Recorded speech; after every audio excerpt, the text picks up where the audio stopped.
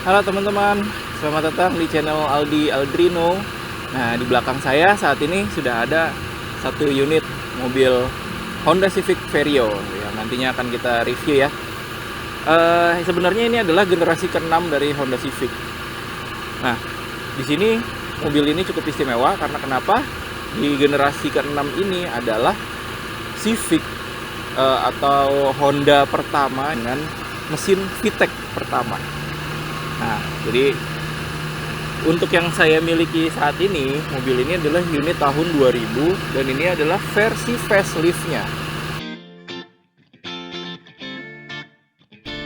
Honda Civic Vario atau Civic generasi ke-6 ini lahir di Indonesia sekitar tahun 1996 sampai dengan tahun 2000 dengan kode bodi SO4.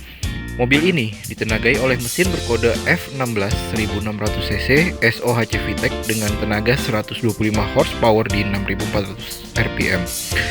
Banyak yang bilang bahwa ini adalah mesin VTEC E atau VTEC versi ekonomis, namun tetap saja ini adalah sebuah VTEC.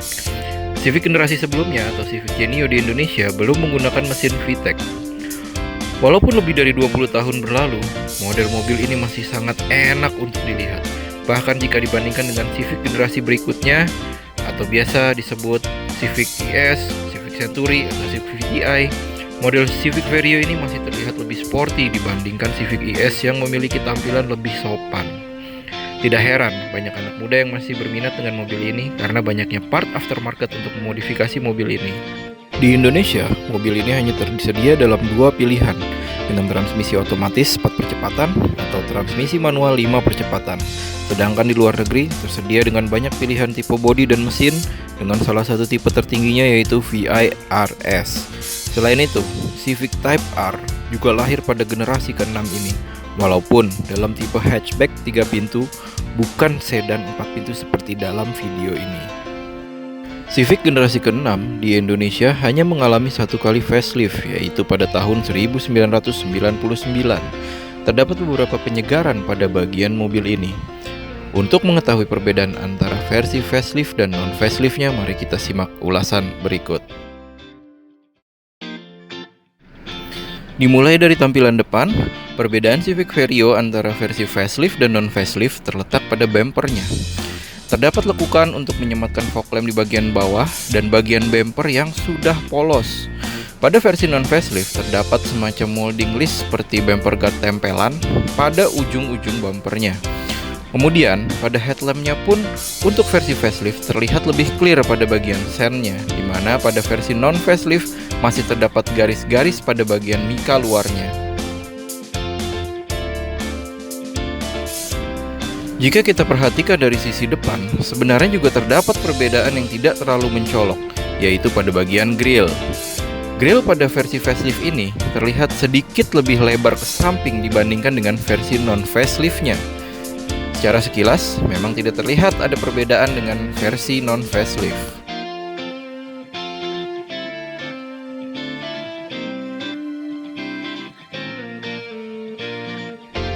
Jika kita lihat dari sisi samping, sebenarnya tidak ada perbedaan yang signifikan antara versi facelift dan non-facelift. Bahkan velg standarnya pun modelnya masih sama.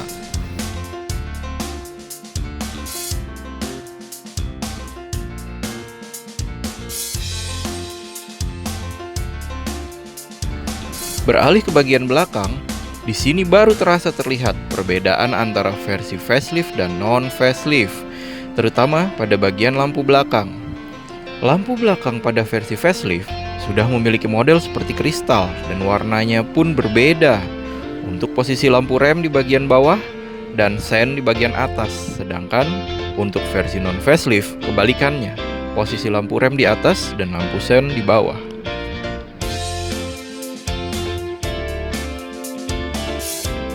Selanjutnya, terdapat perbedaan pada bagian panel bagasi, di mana untuk versi facelift, tempat untuk plat nomornya lebih kecil dibanding versi non-facelift.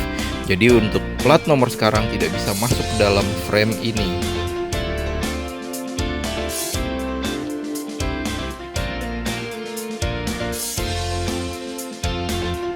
Lampu pada bagian bagasi pun berbeda, memiliki model kristal senada dengan stop lamp utamanya.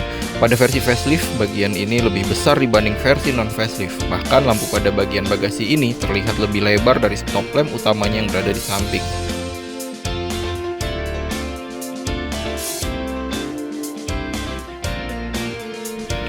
Untuk bumper belakang, pada versi facelift juga sudah polos, tidak ada list pada bagian ujung-ujung bumpernya. Dan secara keseluruhan terlihat lebih tebal dibandingkan versi non-faceliftnya, dan bagian bawahnya pun terlihat lebih keluar.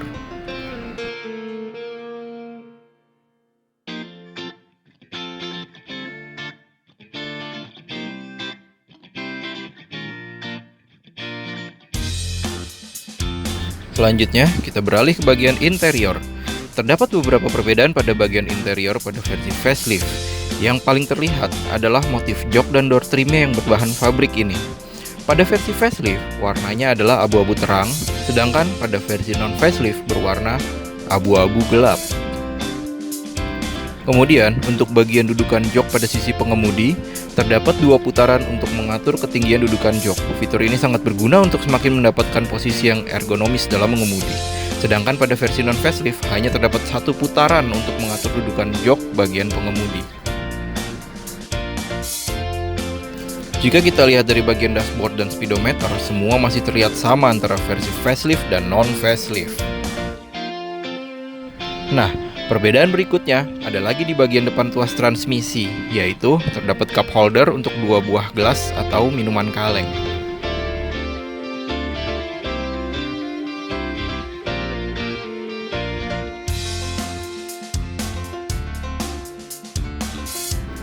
Untuk panel AC-nya, switch-nya menggunakan model geser, sedangkan untuk pengatur arah anginnya menggunakan model tombol yang pergerakannya sudah menggunakan motor.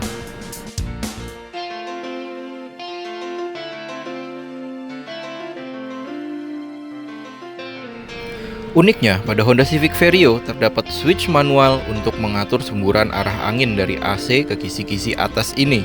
Kisi-kisi ini dapat berfungsi untuk memberikan kesejukan yang lebih merata pada kabin, karena semburan AC dari kisi-kisi ini akan melambung lebih tinggi hingga ke arah belakang.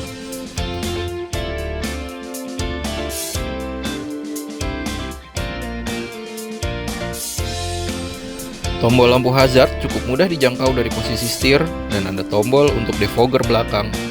Ada juga jam digital.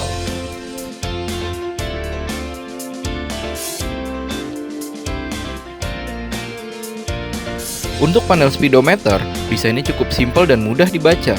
Di sebelah kiri ada RPM, kemudian speedometer, indikator bahan bakar, dan temperatur.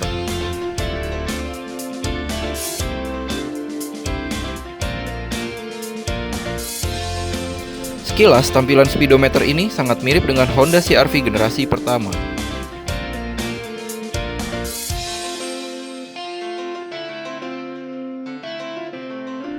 Head unit mobil ini masih mempertahankan head unit asli bawaan dari pabrik. Fiturnya pun hanya ada kaset dan radio. Untuk mengakomodir kebutuhan saat ini dalam memutar musik, saya menggunakan dongle Bluetooth FM transmitter, sehingga audio dari smartphone dapat terkoneksi melalui FM transmitter. Rasanya masih cukup menyenangkan untuk sekedar mendengarkan musik dari 4 buah speaker standar yang ada di mobil ini.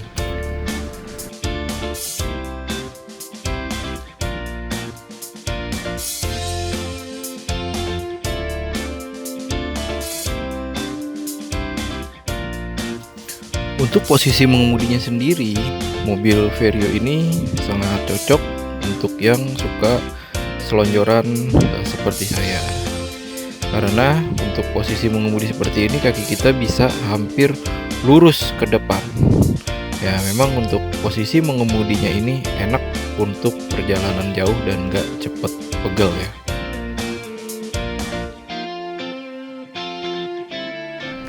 Beralih ke bagian jok belakang, sudah dilengkapi armrest di bagian tengah untuk kenyamanan penumpang belakang.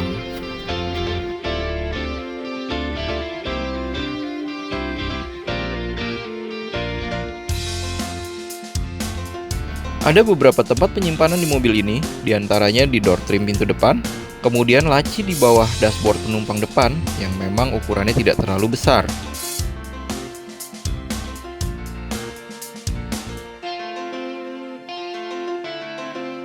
Di sisi kanan pengemudi terdapat laci kecil untuk menyimpan koin dan kartu.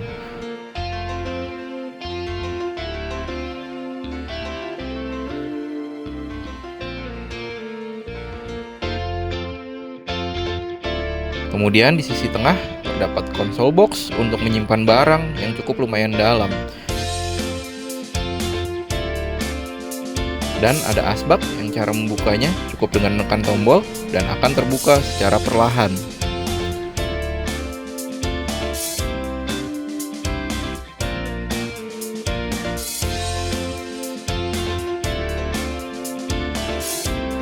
Spion bagian dalam sudah memiliki day and night mode, namun di mobil ini sudah ditambah dengan spion yang lebih lebar. Di bagian kaca depan sebelah atas terdapat degradasi warna biru kehijauan untuk sedikit membantu menghindari silau dari sinar matahari.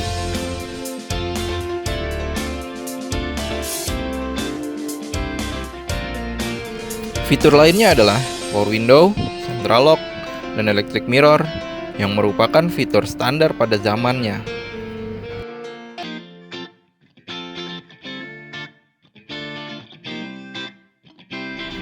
Yang unik lagi dari Honda Civic ini adalah tuas untuk menyalakan lampu jauhnya. Jika mobil Jepang pada umumnya, untuk menyalakan lampu jauh dalam waktu yang lama kita perlu menggeser tuas lampu ke depan. Namun, pada mobil ini untuk menyalakan lampu jauhnya adalah dengan menarik setengah untuk pas beam dan tarik setengah lagi ke belakang untuk lampu jauh dalam waktu yang lama. Untuk mengembalikannya lagi, tinggal tarik tuas sampai full.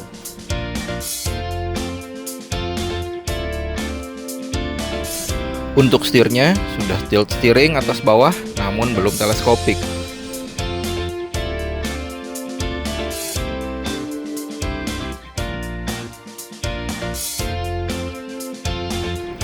Velg asli Civic Vario ini menggunakan velg ukuran 14 inch dengan dop besar di tengah untuk menutup 4 baut rodanya.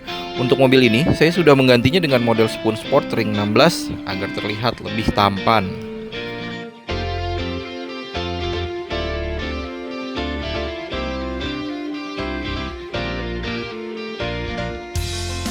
Suspensi depan mobil ini menggunakan double wishbone yang membuat handlingnya lebih nyaman dan stabil.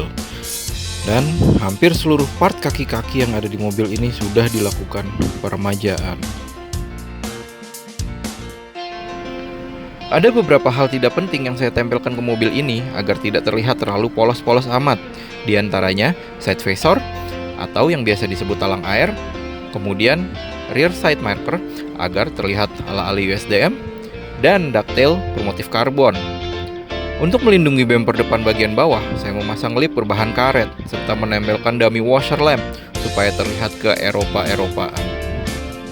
Ya, untuk rasa mengemudinya sendiri, mobil ini handlingnya cukup oke, cukup stabil karena untuk suspensi depannya itu menggunakan double wishbone. Ini cukup stabil untuk di tikungan terutama. Kemudian kalau kita lihat ke depan sini, untuk dashboardnya ini posisinya memang cukup rendah ya, khas Honda Civic dari generasi-generasi sebelumnya, mirip-mirip seperti Grand Civic sampai Genio. Dan ini dashboardnya ini posisinya cukup rendah, hanya mungkin sekitar dada kita, di bawah leher posisinya. Jadi untuk visualisasi ke depannya juga cukup luas. Untuk tenaga mesinnya sendiri, mobil Civic Vario ini bermesin 1600 cc SOHC VTEC, dan kebetulan untuk unit yang saya miliki ini bertransmisi manual. Nah, jadi memang untuk tenaga cukup lumayan di kelasnya, walaupun memang untuk kapasitas mesin masih di bawah dari pesaing terberatnya dia pada waktu itu, yaitu Toyota Corolla AE112 atau kita biasa sebutnya New Corolla. Hal tidak penting yang saya kurang suka dari mobil ini antara lain tidak ada switch untuk central lock. Jadi, untuk membuka dan mengunci pintu harus melalui door lock pin.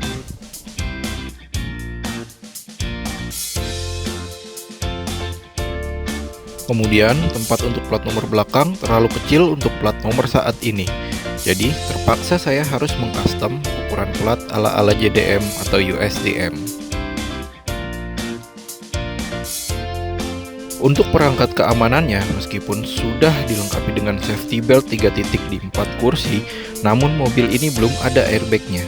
Dibandingkan saingan terberatnya, yaitu All New Corolla yang sudah memiliki airbag di bagian setirnya. Ya, oke teman-teman.